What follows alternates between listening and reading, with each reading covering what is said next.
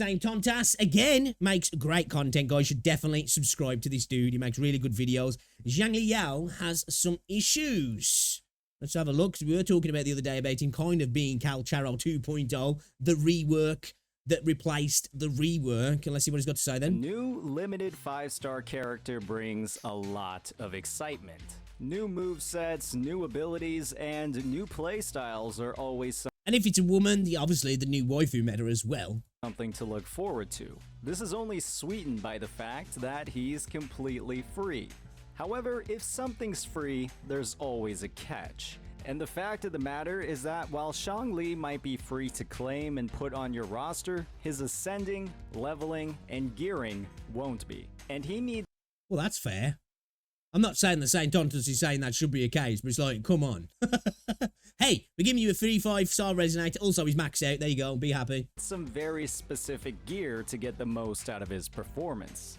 Xiangli Yao is an electro, resonance liberation damage focused main DPS that offers a playstyle very similar to Cal Charo, with far more flexibility and built-in abilities that streamline his delivery of damage. If you've had the chance to play his trial in the 1.2 story quest, he's basically just a bit of an improvement on Cal Charo, really, isn't he? Apart from, I suppose, in the aesthetic department. Like, the character looks cool. Well, come on. Cal Charo, dude's a freaking giga, Chad, right? He just looks cool, man. You'll likely have experienced this smoothness firsthand.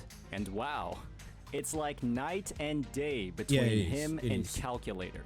However, after taking the time to look through his array of abilities and bonuses across his skill tree, there are some complications when it comes to his synergy with... So I actually haven't done any of these, actually, so I'm interested to see what he's got to say here. Echo Sonata sets, Echo substats, and Echo skills themselves. While Xiangli might have resolved the issue with Kumquat's clunky playstyle, there are other problems that he shares.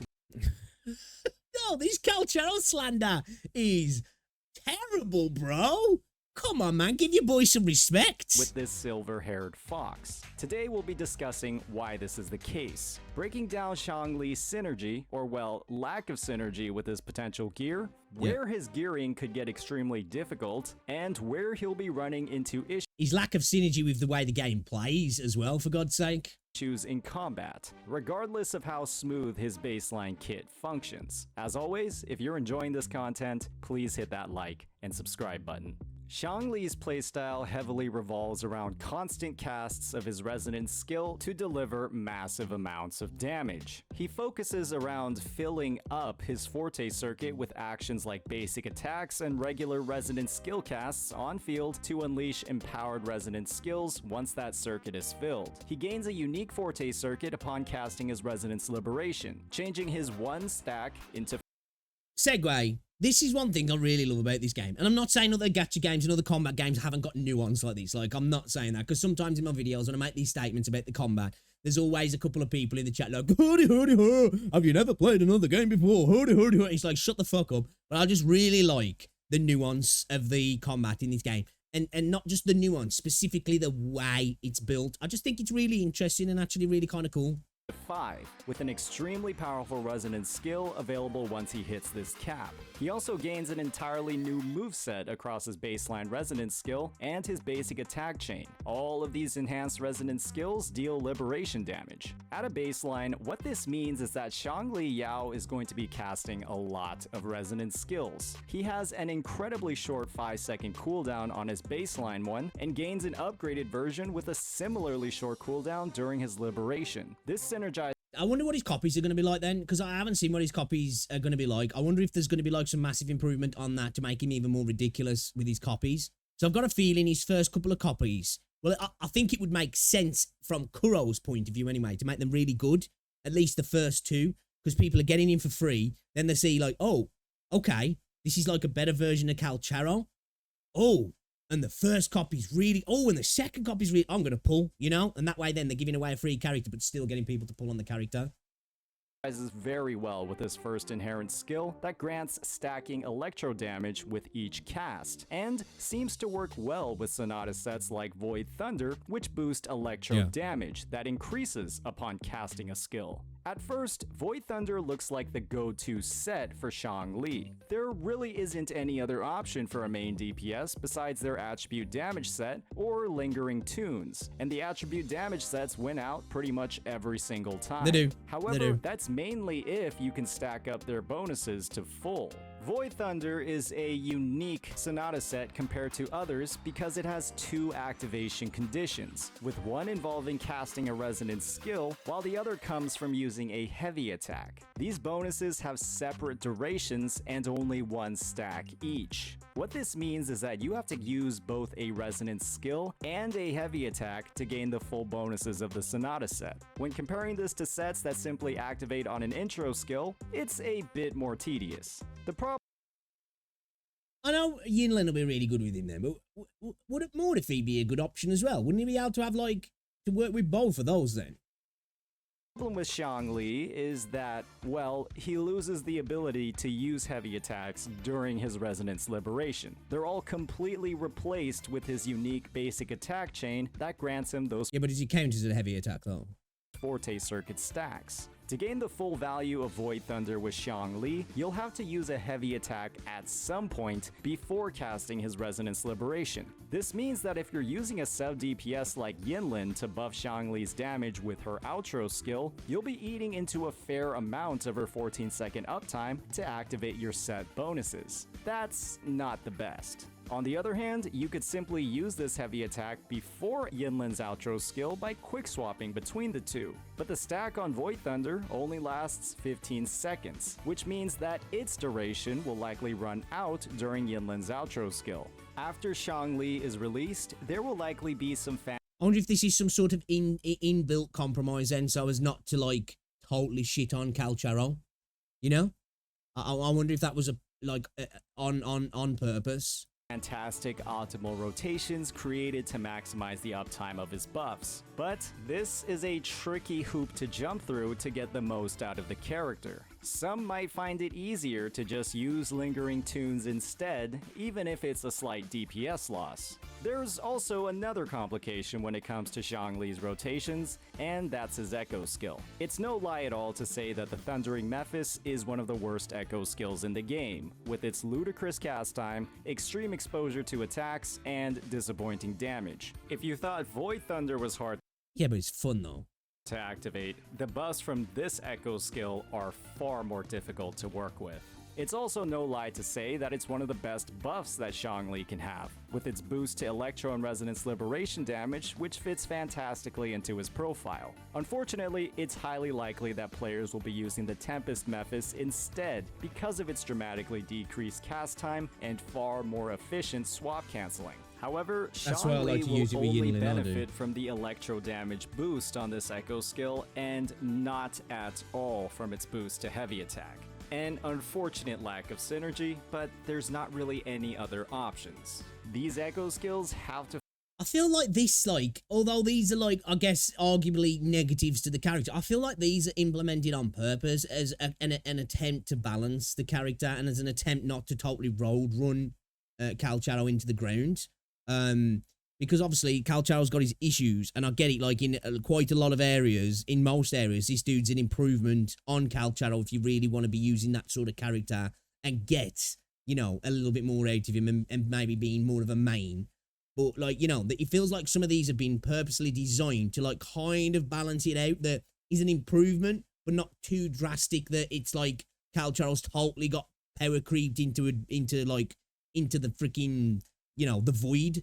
And maybe, like, to just not make him so good. He's a free-to-play character as well at the end of the day. They're giving him away. So there was definitely going to be some sort of catch with it, wasn't there? In my opinion. Because I feel like if he was just too good, you know, they've got to tread a fine road in the sense that they want to be giving away free stuff that's worthy, but at the same time, they don't want to make team synergies and comps obsolete that people are having to pull for, because that's going to piss people off who are spenders then, isn't it? You know, if you're like, I'm spending on every banner, and free characters are dropping, like, hey, this is the first one in this regard, but hey, let's say if they do what Kuro do on like PGR, we'll see more, and that'll increase the likelihood that people are like, you know what, I'm just not going to spend because we're going to get 3 or 4 characters free in a space of like, I don't know, let's say 12 to 18 months. That means I do not have to spend because they're going to be comparable or if not better than the premium banners. Even though I know he's going to have a banner anyway that you can pull on him, a lot of people are not going to pull on him and going to wait and skip for the next banner, aren't they? And unless, like I say, his first couple of copies are just like insanely good. So yeah, I think it's a really hard balance to find, but it seems like to me these are all purposely designed to just like kind of level things out a little bit. To find their way into a rotation to get the most out of a character's damage, and when combined with the issues on Void Thunder, this makes Xiangli's setups potentially one of the most complicated in the game, which is ironic considering the character he's replacing. However, the complication doesn't end here. Xiangli might be one of the hardest characters to gear in the game. When comparing stat bonuses across the skill trees of the limited 5 stars, Xiangli stands out, primarily because of the fact that he has no critical rate bonuses at all, only critical damage. Every other limited 5 star has critical rate. His 5-star weapon, Verity's Handle, is also on the lower end of critical rate when compared to weapons like Stringmaster in exchange. Yeah, this seems like this is all a purpose, you know, it's been added into the game on purpose to balance him out, to like, not, well, kind of nerf him, you know, to make him a little bit more complex to use, I guess, and to just bring him down a little bit. 1, as I said, not to destroy Calcharo, and 2, because he's free. For that higher base attack. The next best option, the Battle Pass Gauntlet, has even lower critical rate. What this means is that Xiangli, if you pair him with a critical damage 4 cost Echo, like you typically do with crit rate weapons, will be needing a crit rate roll on virtually every single piece. Which I don't think that's necessarily a bad thing, because at the end of the day, in my opinion, I know it pisses some people off because I get it, the materials for echoes are limited, but I think building a diverse collection of echoes is going to be important for the long term of your account, because I think for a while most people have just gone crit damage, crit rate, you know, and haven't really tried to mix it up a little bit. And I know we're still kind of in that realm here, but you're having to build him a little bit differently. I like that. I like that because I don't want every DPS to be the same thing. I want it to have some variety to it, because this is all what we want in the game. We want like a multitude of different ways to tackle the game and to tackle content. And I think having characters work in totally different ways is not a bad thing at all, in my opinion.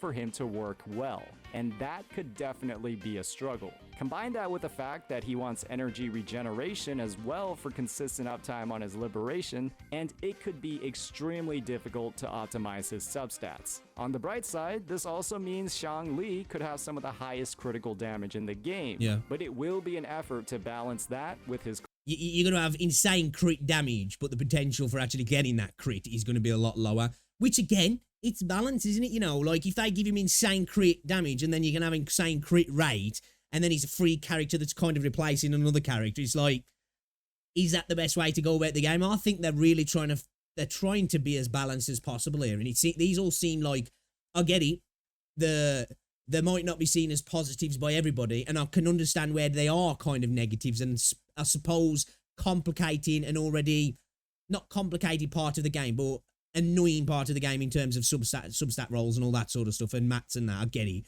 But I think it is genuinely trying to balance him out in a way that I think is better for the game itself. Crit rate. People say there's no such thing as a free lunch for a reason. Xiangli Yao will undeniably be a great asset for players' accounts, but getting the most out of him could be a bit more complicated than people think.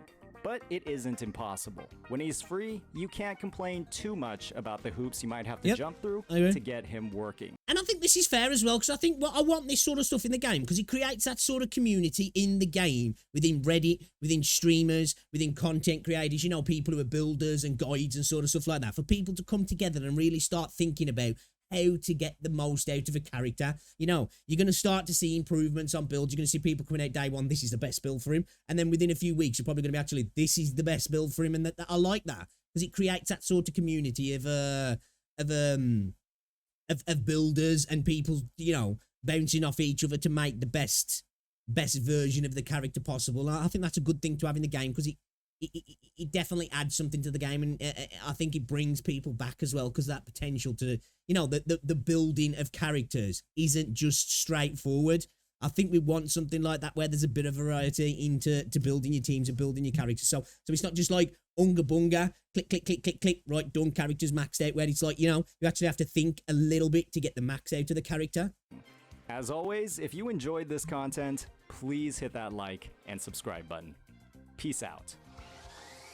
Another great video by Saint On does actually. Again, dude takes his time to look into builds, to look into characters, really breaks it down in a way that I really enjoy actually, because again, I'm not the kind of person that spends a long time looking at characters before the drop in terms of their forte, their abilities, their skills, you know, all of the different attributes that go into the character to make him the best that you can possibly get before they come out. But I like to see his version, his viewpoint of what he thinks about the character.